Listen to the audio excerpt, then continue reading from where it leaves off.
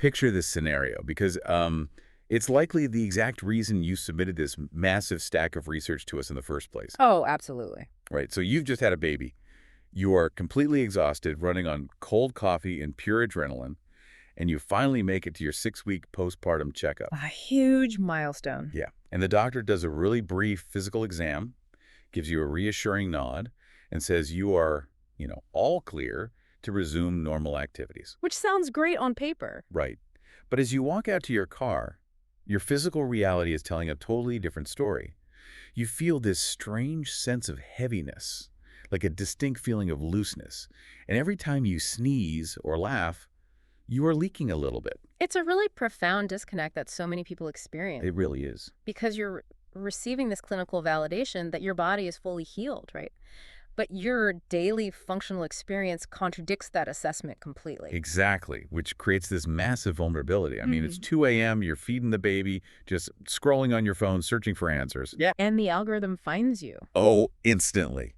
Ha. Suddenly, your feed is bombarded with highly targeted ads for non-surgical vaginal tightening. Lasers, radio frequency treatments, all of it. Yeah, all the cosmetic rejuvenation procedures. Yeah.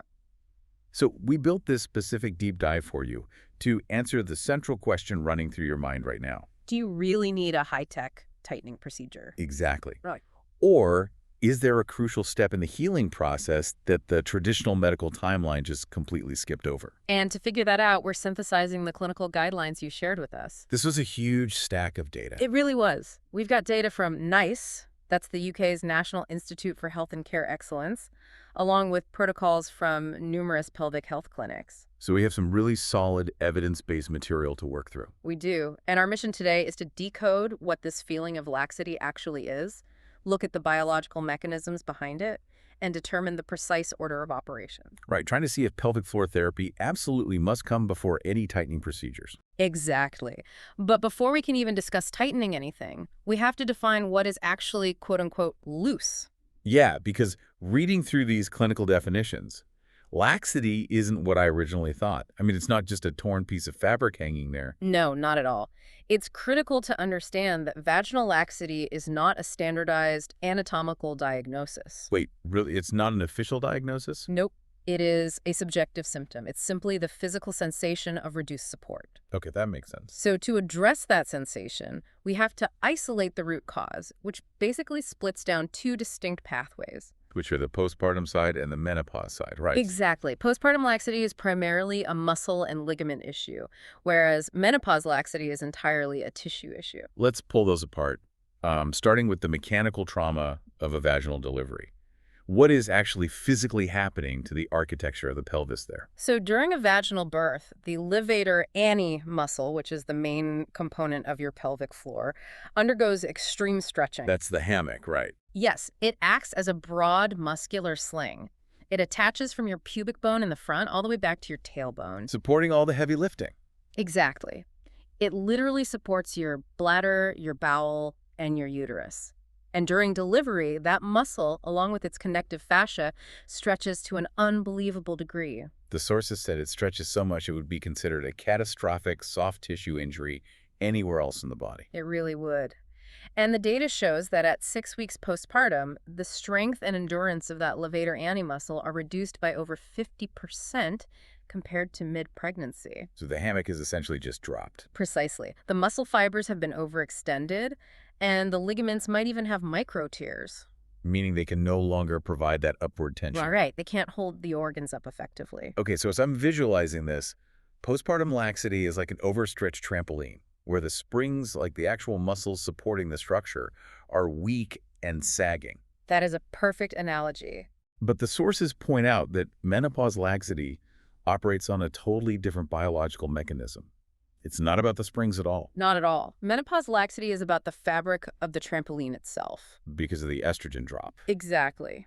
As you enter menopause, your ovaries dramatically reduce their production of estrogen, and this triggers genitourinary syndrome of menopause, or GSM. Right, and estrogen isn't just a reproductive hormone, is it? No, it's the fuel that keeps vaginal tissues thick, elastic, and hydrated. It binds to receptors in the tissue to stimulate blood flow and cellular turnover. It also maintains the local microbiome, right? Mm. The notes mentioned a big drop in lactobacilli, Yes. Without estrogen, the tissue produces less glycogen. which is the food for the good bacteria. Right. So the healthy lactobacilli bacteria have nothing to feed on. Yeah. The pH levels rise, making the environment more alkaline. So the tissue itself physically alters. Exactly. It becomes thinner, much drier, and loses its natural elasticity. And that thinning is what the brain interprets as looseness. Yes. The lack of friction from the thin, dry tissue is interpreted by the brain as a feeling of laxity, even though the underlying pelvic floor muscles might be perfectly strong. Wow. That distinction is so fascinating. But there's an even more surprising paradox in the research regarding scars. The scar tissue phenomenon is wild. Yeah. Because you would logically assume that a scar from childbirth would make things feel tighter. Yet, it can actually cause the sensation of laxity. How does that physics even work? It really comes down to neurology and mechanical tension. During birth, many experience tearing or they undergo an episiotomy. Which is the surgical incision at the vaginal opening, right? Right, to widen the space for the baby. When that tissue heals, it forms a perineal scar.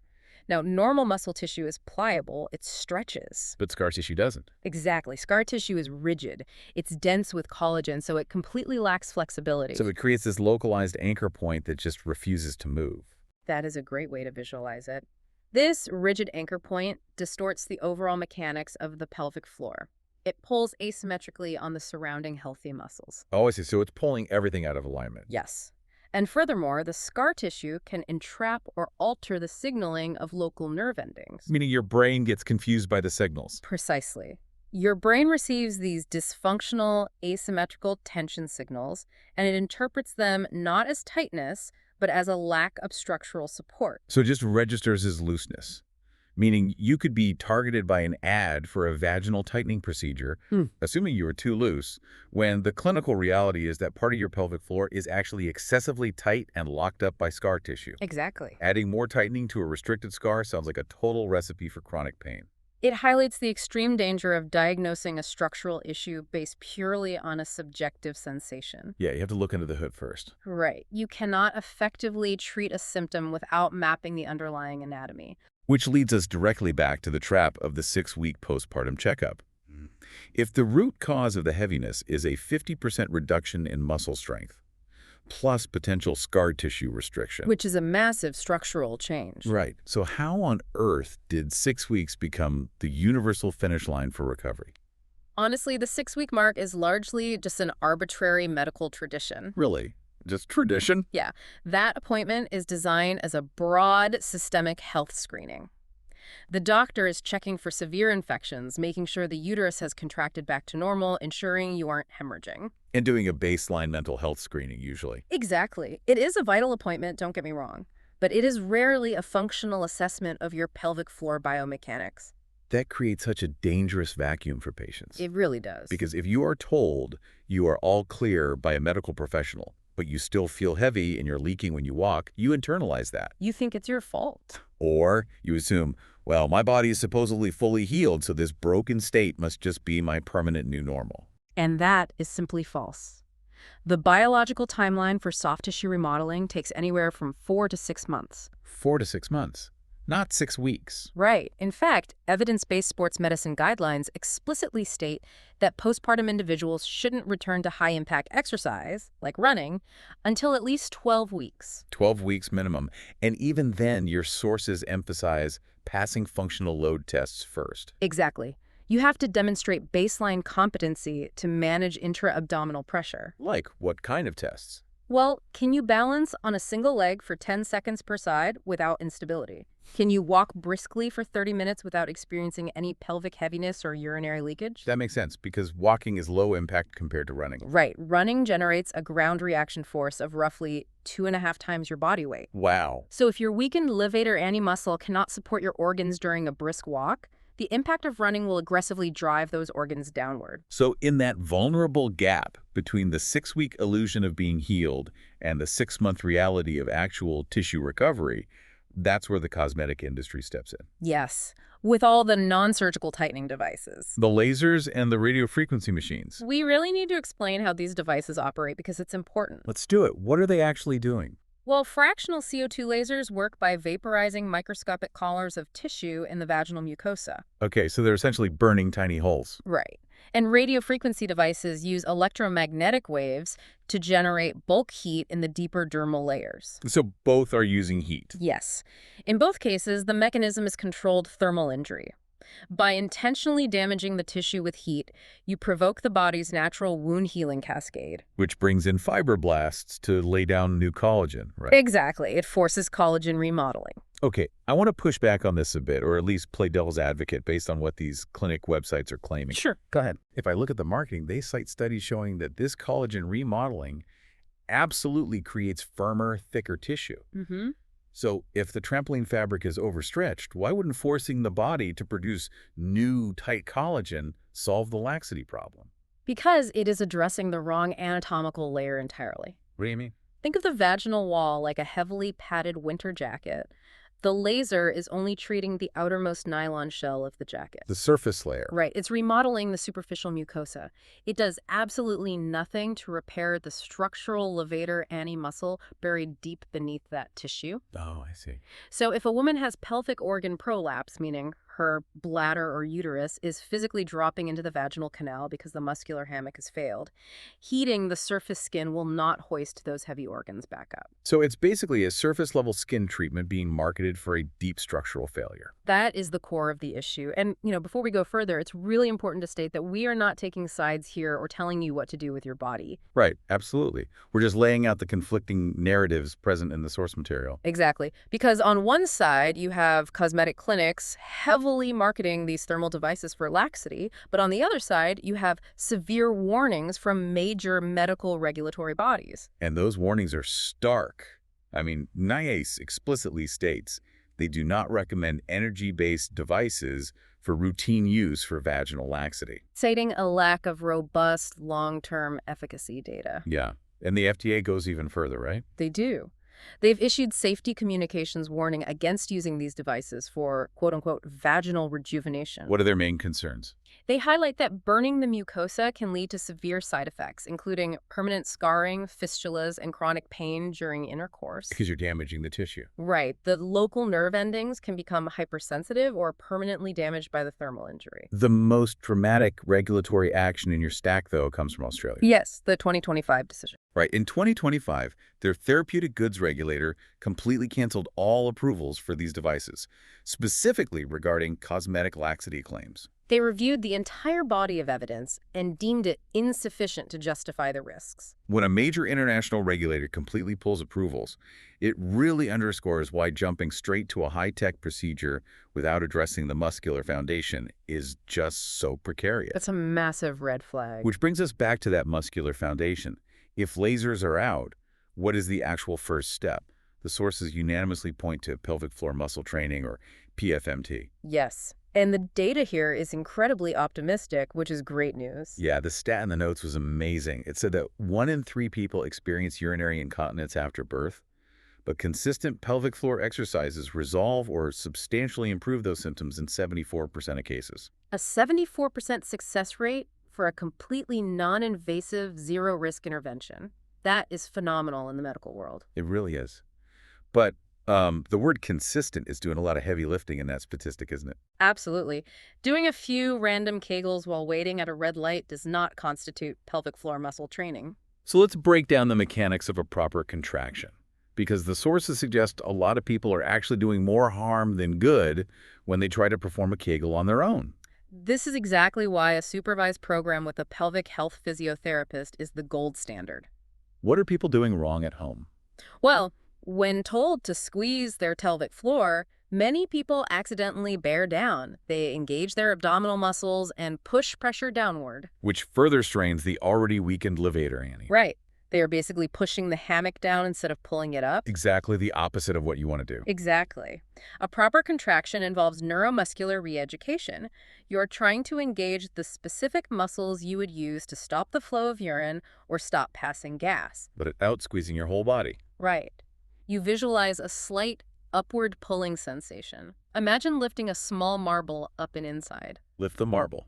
I like that visual. You hold that isolated contraction, gradually building endurance to maintain it for 10 seconds. And the relaxation phase is just as important as a squeeze, isn't it? Crucial. You must consciously release the muscle for the same 10-second duration. Why is the release so important? Because a muscle that cannot fully relax cannot generate maximum force on the next contraction, and you must breathe normally through the entire process. Because if you hold your breath, you are likely bearing down again. Exactly. Okay, I love the concept the research calls the knack. It takes this isolated exercise and turns it into, like, functional physics. The knack is brilliant. It's simply the intentional pre-activation of the pelvic floor. So doing it before an action. Right. Right before you experience a sudden spike in intra-abdominal pressure like sneezing, coughing, or lifting a heavy car seat, you actively squeeze and lift the hammock. So you brace the structure a split second before the downward force actually hits it. It's bracing for impact, exactly. And how long does this neuromuscular training take to actually translate into real-world results? The guidelines indicate that meaningful structural progress requires 6 to 16 weeks of consistent daily practice. Daily practice. Yes. And if you are managing a mild prolapse, you need to commit to a supervised program for at least 4 months. 4 months of daily work. That requires immense discipline. But the sources also emphasize that you can't just isolate the pelvic floor, right? It operates within a larger ecosystem. Absolutely.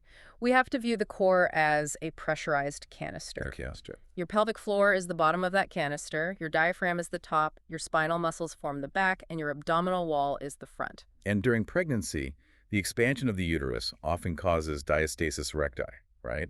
Which is the thinning and separation of the connective tissue between the abdominal muscles. Yes. So the front wall of the canister essentially loses its structural integrity. Wow. Okay. And when that front wall is compromised, it completely alters the physics of how your body manages load.